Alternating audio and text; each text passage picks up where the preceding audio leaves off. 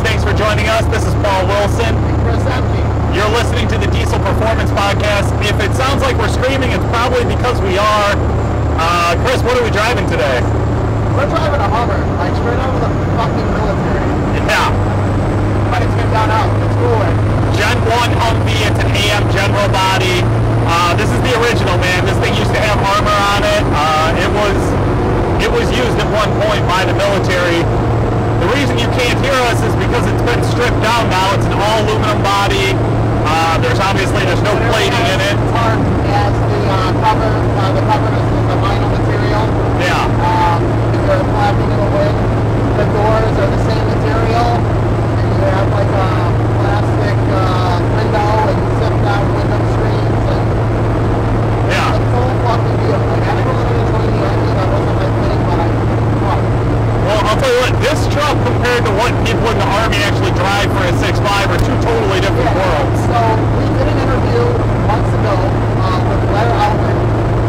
Actually, it was for conversion line. Yeah. Conversion line that we had him on. It was actually Mike. It was the guy in the shop who works on it. But yeah. SI diesel. This is the truck we were talking about. And Blair was nice enough to ship it to us and say, yeah, get your ugly, grimy ass hands on this thing and drive it. It's got some cool features to it. We did some stuff to it at the shop recently. This isn't the first time we've had this truck either. Yeah, back in, I want to say 2013, 2014 time frame, Blair also shipped the truck up to us. It was a little bit different then. It didn't have all these creature comforts. Back then it had the original jump seats. It had the original everything. It was just a Duramax. They stocked Duramax and Allison smashed into this Humvee. And it was awesome. Back then it was super cool. It was a lot of fun. But now, oh my God. One, there's seats. There's Corvo seats. These were the original jump seats back when we had it before. And they were atrocious. I mean, back destroyers. Like, it's a sin that we put our military personnel through riding in these pieces of shit. You guys risk your lives and then you have to risk your back. Like, thank you guys. Nonsense. Yeah, it was nonsense.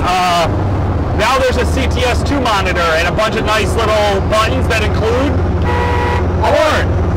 It's got the fucking lights on and off. Yeah, the lights work. There's a roof bar light. There's some other rear lights.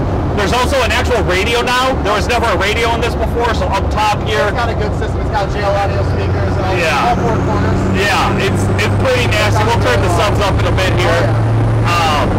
So it's much more drivable now. It feels more comfortable to me, and it's still not practical because, as you're noticing, we are having to scream just to hear each other 3 feet away. I love somebody heard Well, part of that added noise to this is not just the fact that it's a Duramax under the hood, there's no insulation. We also just got done throwing a Stealth 67 G2 turbo on it. So, go ahead. 600 horsepower, right? Yep, Sportsman CP3 stock injectors. It is 588 gears, 37-inch tall tires, a 67mm variable gauge, it's gear piercing. Oh my God, I don't trust all of this type of power at all. This thing's just nasty. And one of the things I love about this VVT drop-in turbo, it looks stock, but man, you just felt it there, Chris. When I pull on it, and this is a truck that does tend to lug with these big heavy tires and ridiculous gears, it just runs. It just feels like there's more and more and more to go. Like, I took the truck out a week ago, and Nick, the owner of Duramax Tuner, comes up to me. He's like, "So what do you think of that unit?" And I was like, "I've never been in something where it's 6 gear. It just pulls its ass off." I mean, it's crazy too because it's like loud. yeah. If you can see any of this, I'm like padding on the dog box. The turbo is right here. Yeah, it's like 3 inches. The downpipe's like 3 inches from my hand. Yeah. It's pretty insane. It is.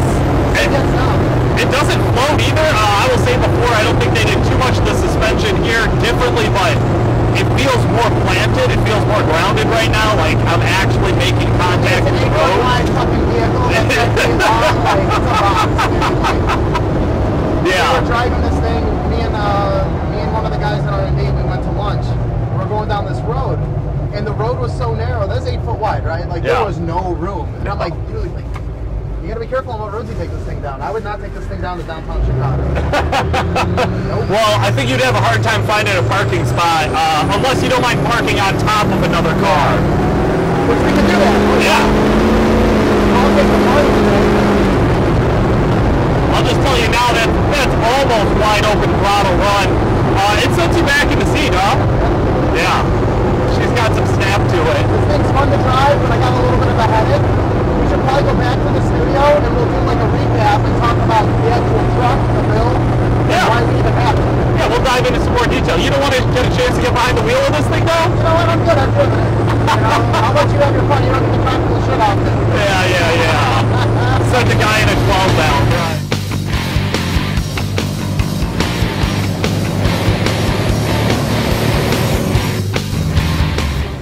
Alright guys, we are back in the Humvee. I know Chris and I said that we were going to go back to the studio, but when we came back to the studio, I found this schmuck running around. JP is our coordinator over at Duramax Tuner for the Stealth Series turbos and general machining operation, I guess we could say, huh JP? I think that, that's pretty accurate. I make sure that the machines stay full with parts and make sure that the turbos don't have trouble when they get out into the public. He's being really humble. He's the big swinging dick of the Stealth Series program. So JP's been on the podcast before. We talked to him about the turbos, but you also have a little bit of a background that I thought might have some crossover here today with the Humvee. Yeah, that's not incorrect. I was actually a driver with my time that I spent in the military for a two-door version of this same truck, non-up armored version with the soft doors, just like this one has. But yeah, big difference than what I was issued in the Army. So you were driving something with a 6.5 in it. This has a Duramax. Yep. But the power, the drivability, the turbo, these weren't the only things you noticed when you got in. So what jumped out to you as you got behind the wheel? The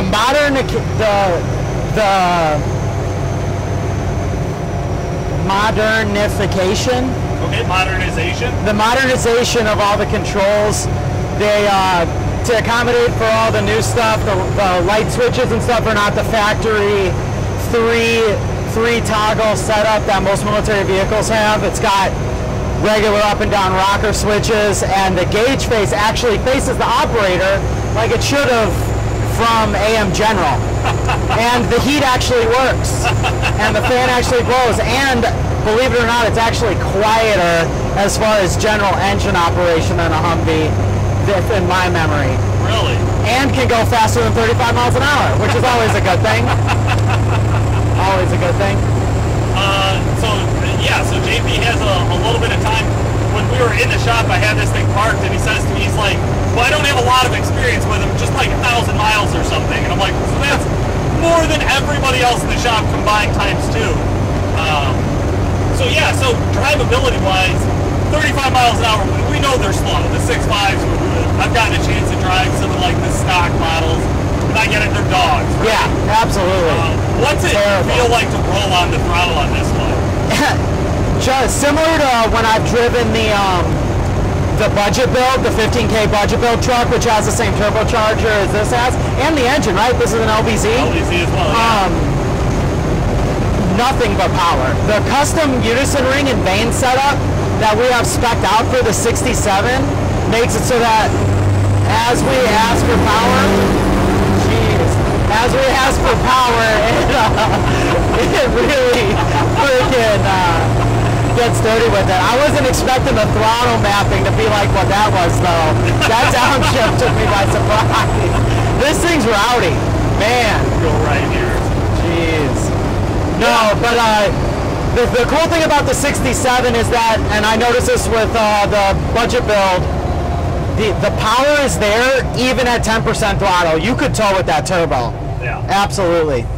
Yeah, I was saying when I was out with Chris, and I think I have before, that this new 67, the closest I've ever seen a single turbo come to feeling like twins. Yeah.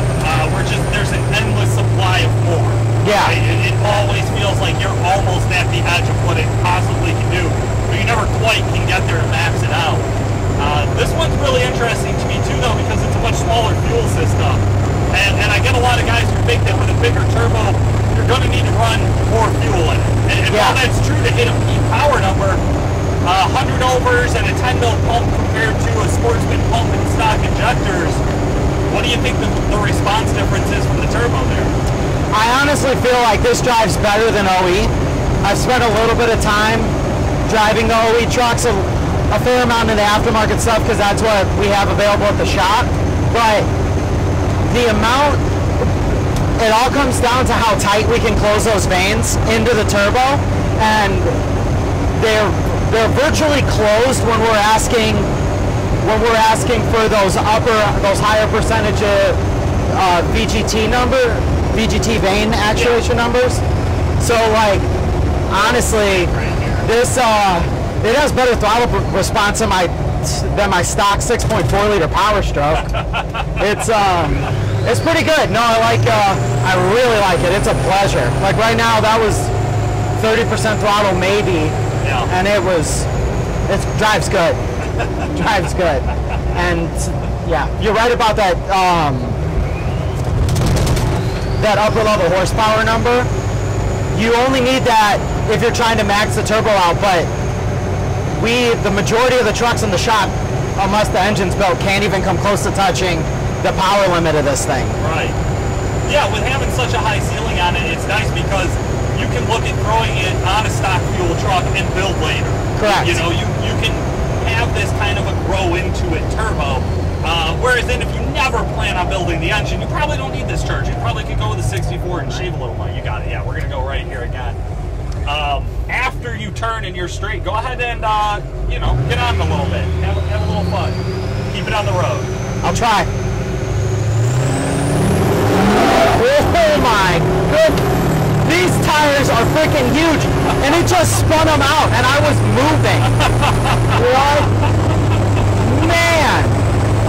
Now, the crazy thing is though, because of its width and its height, that didn't feel out of control to me. The body doesn't roll because the suspension's still AM General exclusive. As far as I can tell, if you're looking at this truck from the outside, it only has a body lift, and most people that aren't used to looking at stock Humvees probably wouldn't even detect it has a body lift. Yeah, because they just thought that's how they came. Yeah, and I'm sure that's because of the engine height, because the 6.5 liter didn't come factory with a turbo unless it had one of those Banks upgrade kits. Right. But maybe this should have been something the Army did, because it would have paid dividends in the combat zone. They actually don't let these go outside of the wire anymore because their size doesn't allow them to be armored very heavily from below.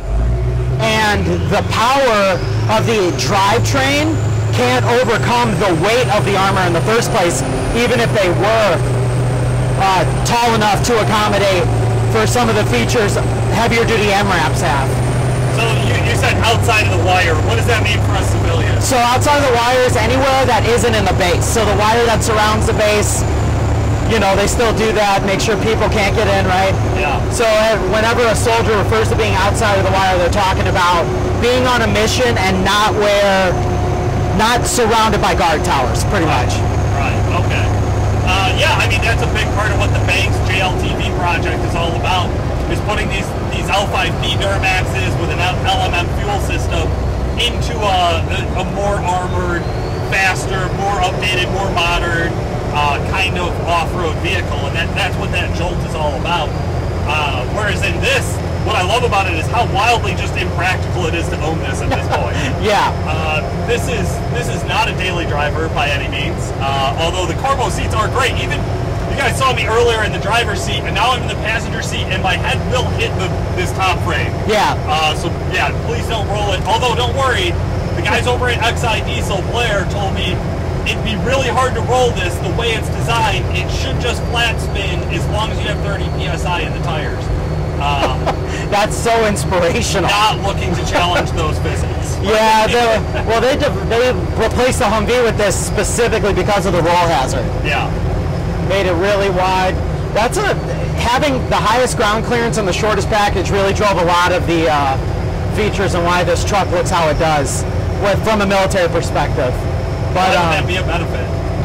Because when you're talking about some of the off-road environments going in and out of wadis and stuff, which a wadi is a dried riverbed, for roughly translated in a dry riverbed, you have to exceed you can easily exceed 30 to 40 degrees of angle, which would put most trucks on their side, especially if they're not 8 feet wide and 6 feet tall like this thing is, you know. Pretty much as wide as it legally can be. It's like a dually truck, except without the fender flares, you know. Yeah. Yeah, and it's funny because just a minute ago there where we were cruising down the road, you literally had the passenger tire hanging on the gravel. Yeah. Just to get, like Chris and I were talking about narrow streets and what do you do with this thing. It's just kind of wild, man. It is a lot of fun. We haven't seen anybody drive it without a big, giant, shit-eating grin, myself included. And it's kind of fun to get the looks as you cruise around, and we pass kids on a bicycle who just had the total look of awe and shock and awe as we cruise past him. And it is that kind of everywhere we go with this, where one is just odd to see, you know, these older Humvees on the road in a residential spot, and then you hear that turbo whistle, and it's got to have somebody thinking, what the hell? Yeah, no, this truck's sweet to drive. And actually, to add, I'm pretty impressed with the brake system. This thing, it wants to stop. Yeah. It's not, you know, the brake pedal feels good. This truck might be more comfortable than my 350,000 mile OBS, as sacrilegious as it is to say. I'm pretty sure that with the power and considering the noise is just about the same, and the bumps feel as good as that with these seats, I might be more willing to take this on a road trip than my F-250. Well, you heard it here, folks. JP says fuck Ford, GM only from now on. AM General Humvee Daily Driver is the hashtag for this episode. No, hey guys, for real, big shout out to all of our military listeners, all of our veterans and active service members. You know, we love you guys. We're glad to do something that's a fun project with somebody like JP. We're definitely going to get out and do some off-roading in this truck. We'll be bringing that to you in a future segment here on the show. For today, I really should go find Chris. He's been sitting in the studio waiting for me to catch up with him. The Diesel Performance Podcast is brought to you by Calibrated Power Solutions, home of DuramaxTuner.com. Calibrated Power develops emissions-equipped calibrations for a wide variety of diesel powertrains, including the Duramax, Cummins, PowerStroke, John Deere, Case, New Holland, and many more. For more information and great customer service, check out calibratedpower.com or call 815-568-7920. That's 815-568-7920.